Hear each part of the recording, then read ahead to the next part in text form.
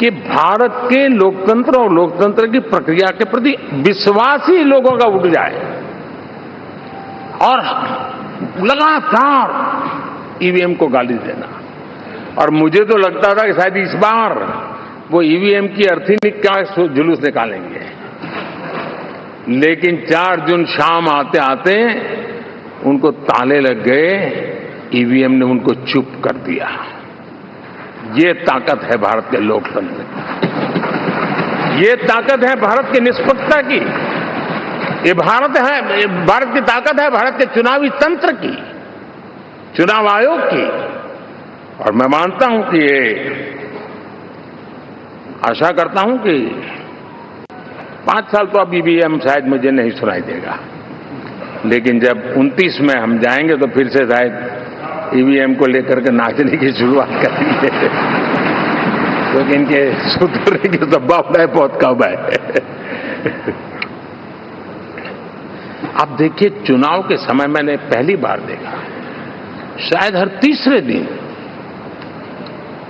Election commission के काम में रुकावट आए, इसके लिए सुप्रीम कोर्ट के दरवाजे खटखटाए गए, भांति भांति की एप्लीकेशन, और एक ही टोली थी। और लोकतंत्र के प्रति जिनका भरोभार अविश्वास है, ऐसे लोग सुप्रीम कोर्ट का उपयोग करते हुए कैसे रुकावट डाले, इसका निरंतर प्रयास करते रहे। और चुनाव आयोग की ताकत का एक बड़ा हिस्सा अदालतों में, इस पीक आवर्स में, चुनाव के पीक आवर्स में,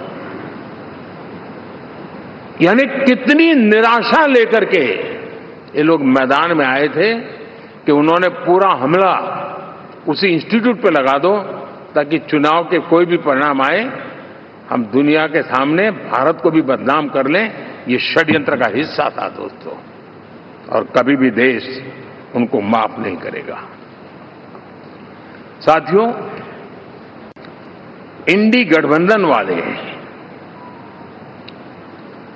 जब ईवीएम का विरोध करते हैं तो मैं सिर्फ एक चुनाव के रूप में नहीं देख रहा। मैं मानता हूं ये लोग मन से पिछली शताब्दी के सोच वाले लोग हैं।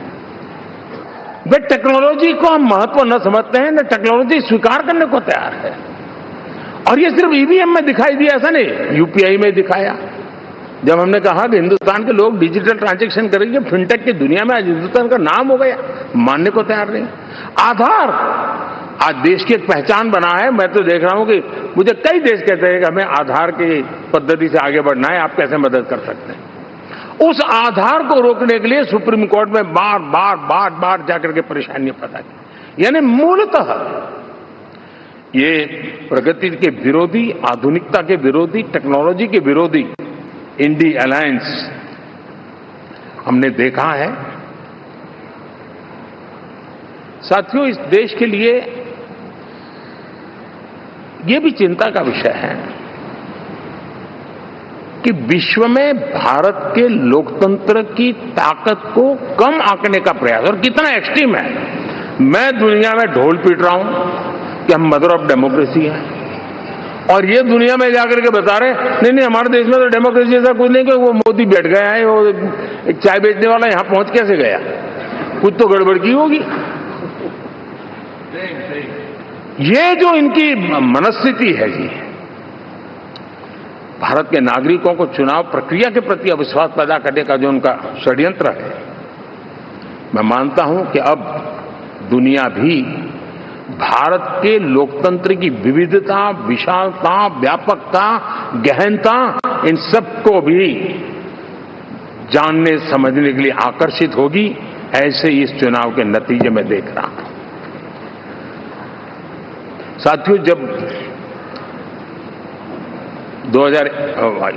1 तारीख को मतदान पूरा हुआ और 4 तारीख को काउंटिंग, इस बीच की चीजों को आप देखिए। योजनाबद्ध तरीके से देश को हिंसा की आग में झोंकने का बयान दिए जाते थे। यहां इकट्ठे होना, यहां पहुंचना, यहां करना।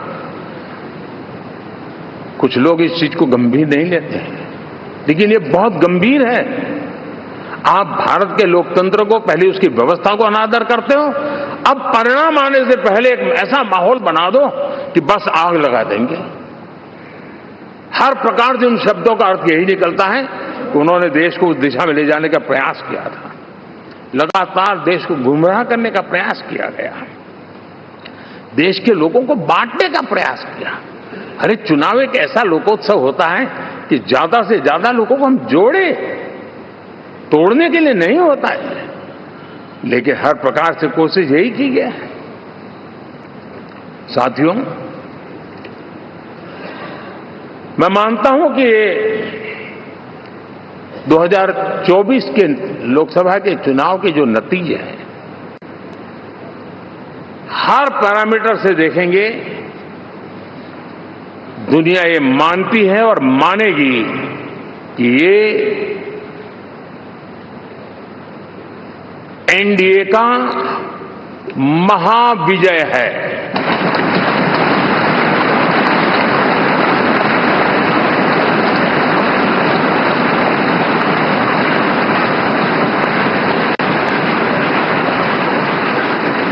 और आपने देखा 2 दिन कैसा चला, जैसे हम तो हार चुके हैं, गए।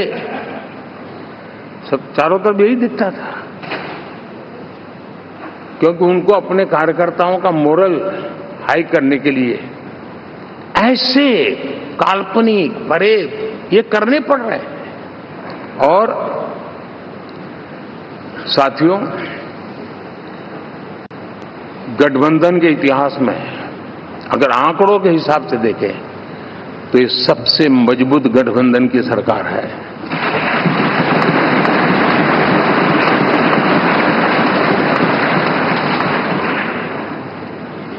लेकिन कोशिश ये की गई कि इस विजय को स्वीकार न करना, उसको पराजय के छाया में डुबो कर रखना। लेकिन उसकी ऐसी चीजों की बाल मृत्यु हो जाती है, और हो भी गई। लेकिन देशवासी जानते हैं कि न हम हारे थे न हम हारे हैं।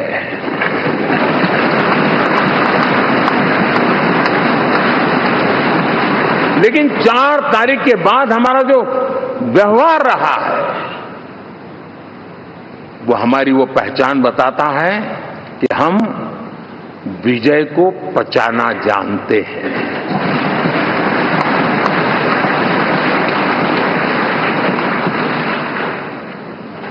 हमारे संस्कार ऐसे हैं कि विजय की गोद में उन्माद पैदा नहीं होता है, और न ही पराजित लोगों के प्रति उपहास करने के हमारे संस्कार है। हम विजय को भी पचाते हैं और पराजित का भी उपहास करने की विकृति हम नहीं पालते, ये हमारे संस्कार है।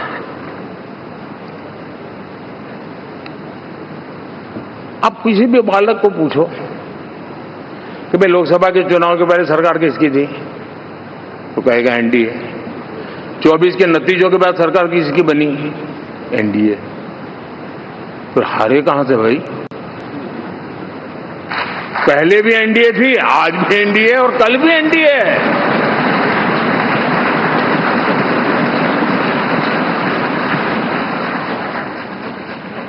आप सोचिए, 10 साल बाद भी कांग्रेस 100 के आंकड़े को नहीं छू पाई।